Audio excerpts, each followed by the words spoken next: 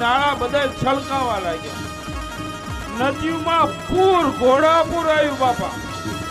અને માણસો બધા ડરવા લાગ્યા કે હવે ક્યાં જવું,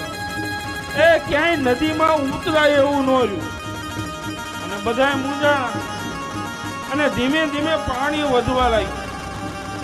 જાણે હમણે આ પૃથ્વી આખું વ્રજ પાણીમાં ડૂબી જાય છે એવી સ્થિતિ વરુણે કરી, અને બધા હતા એ મૂંઝાણા કે હવે શું કરું, તો કે આ આપણને કેનાર નંદનો લાલો એ કાનુડે આ કીધું તું, હાલો આપણે બધા કાનુડા પાસે જાય, અને બધા ગોકુળવાસીઓ નંદ બાબાને ઘરે આવ્યા કે તમારા દીકરાએ આ કર્યું છે,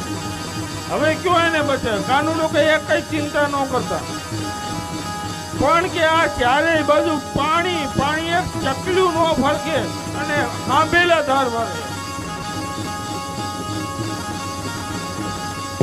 ત્યારે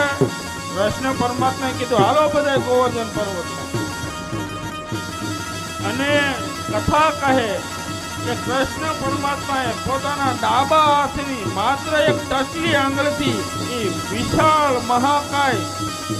જબરજસ્ત ગોવર્ધન પર્વતને ઊંચો કર્યો છે, અને ત્યારથી ભગવાનનું એક નામ ગોવર્ધન ધારી થયું છે. બોલીએ ગોવર્ધન ધારી ભગવાનની જય. બધા નીચે આવી ગયા, બધાની રક્ષા થઈ. એટલે આ પ્રસંગ ઉપરથી એક વસ્તુ એ આપણે સમજવી જોઈએ કે કોકના ભરોસે જીવી જવાય.